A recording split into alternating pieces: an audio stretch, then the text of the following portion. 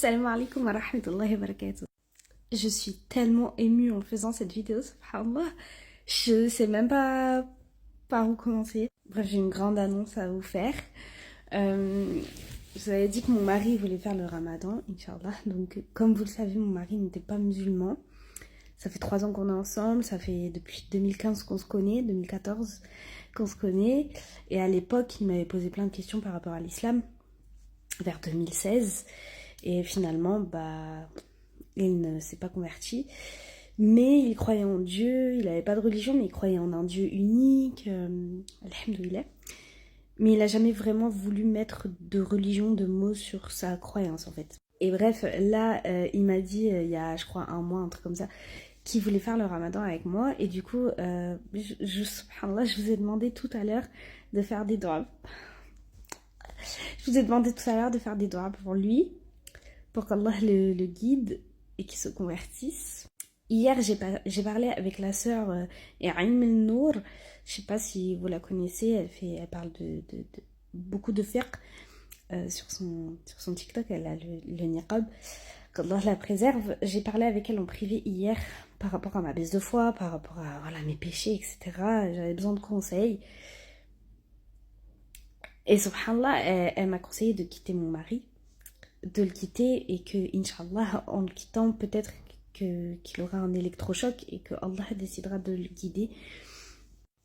Et subhanallah, alors j'ai pas quitté mon mari, mais je lui ai parlé, je lui ai dit que voilà, c'était vraiment un gros problème en fait dans la relation, que ça durait depuis longtemps, vu que je me suis remise dans le dîn il y a longtemps. Ça fait 3 ans qu'on est ensemble, j'ai toujours été musulmane, donc ça a toujours été un problème quand même dans notre couple et c'était le seul problème dans notre couple. Mais jusque-là, il n'avait pas voulu se convertir parce qu'il refusait de se convertir par amour pour moi et je voulais pas du tout ça non plus. Et bref, du coup, on en a parlé et je lui ai dit que c'était très compliqué pour moi, que voilà, il y a un moment où ça allait... Enfin, j'allais devoir faire un choix entre ma foi et lui, quoi. Et subhanallah, hier soir, on a terminé la discussion sans dispute, etc. Aucun problème. Et tout à l'heure, mon mari m'a dit qu'il était dans le déni depuis le début et que depuis 2016 déjà il était attiré par l'islam mais qu'il était dans le déni parce que voilà, il y a des petits trucs par rapport à la communauté qui le bloquaient en fait. Voilà, on habite à côté d'un quartier où il y a beaucoup de musulmans et il y a plein de trucs qui le dérangent dans le comportement des musulmans, etc. Et il m'a dit qu'en fait, il se rendait compte qu'il était dans le déni et qu'il avait toujours cru en un Dieu unique, mais que, subhanallah, il avait un blocage en fait. Et subhanallah, il a récité sa shahada.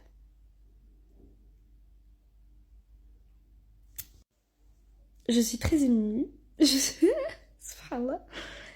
Je suis sûre, après à la Harlem, je suis pas dans son cœur, mais je suis sûre que c'est pas pour moi, c'est pas par amour, sinon il l'aurait fait depuis déjà bien longtemps, parce que ça fait bien longtemps que je lui parle d'islam, etc. Et je sais très bien qu'il ne se serait jamais converti par amour, et c'est pas du tout ce que je voulais. Donc il se serait converti depuis longtemps, si c'était que pour me faire plaisir.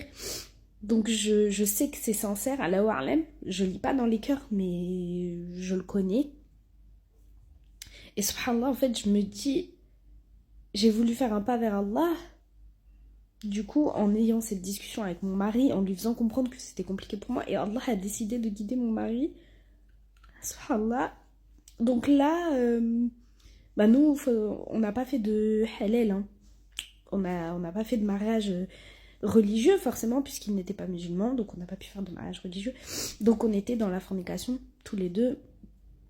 Moi, étant musulmane, c'était encore plus grave, on va dire. Donc on n'est toujours pas mariés, hein, on est toujours dans la fornication, bien qu'ils viennent de se convertir. En fait, il faut qu'on fasse un halal. On n'a pas les moyens pour le moment de faire un grand truc. Enfin, de base, on n'aurait jamais voulu faire un gros truc. Mais voilà, on n'a pas l'argent. Donc on va juste faire un repas avec nos familles.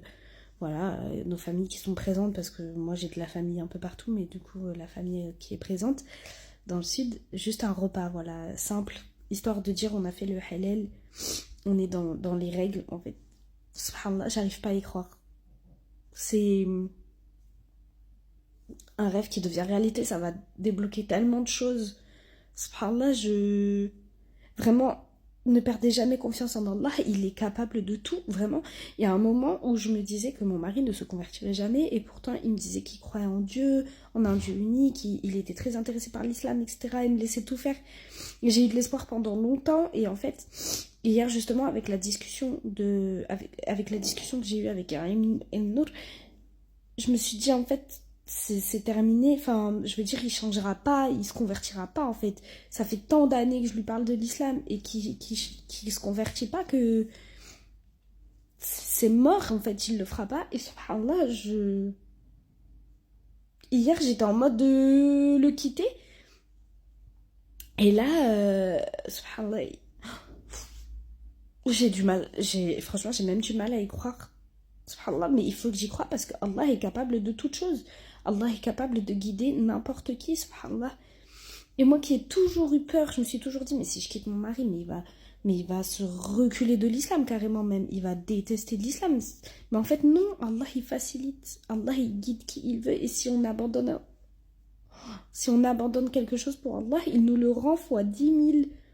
Subhanallah. Et là, j'étais dans ma tête en train de me dire, je vais devoir abandonner mon mari que j'aime pour avancer dans ma religion, et Allah décide de le guider. Je me dis, parce que j'ai pris cette décision, du coup, enfin, parce que j'étais en train de réfléchir à prendre cette décision, Allah a décidé de me faciliter et de guider mon mari. Après tant d'années que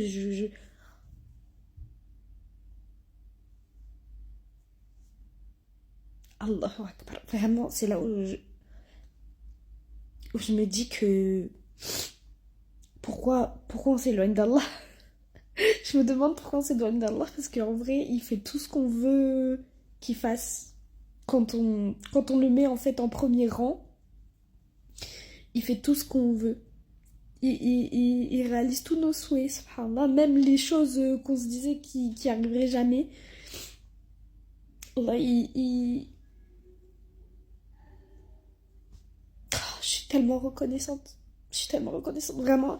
Et je demande, vraiment, je vais faire des doigts pour Yarim El Nour, parce que je pense qu'elle m'a bien aidée et elle m'a fait avoir une prise de conscience qui a sûrement été une cause pour tout ça. Vraiment, là, en 2 jours, c'est l'ascenseur émotionnel. Subhanallah. Je suis désolée, la vidéo, elle a duré très longtemps. Je sais pas qui est encore ici à ce moment-là de la vidéo, mais en tout cas, voilà. N'oublions pas qu'Allah est grand, qu'Allah est le plus grand et qu'il peut tout faire, qu'il est capable de toute chose, de l'impossible. Il est capable de tout, et ne jamais désespérer de la miséricorde d'Allah et ne jamais arrêter les doigts pour qu'Allah guide vos familles et vos proches. Continuez toujours, continuez toujours les doigts et continuez toujours d'avoir espoir en Allah et continuez toujours d'être patient avec vos familles et vos proches. Continuez, continuez.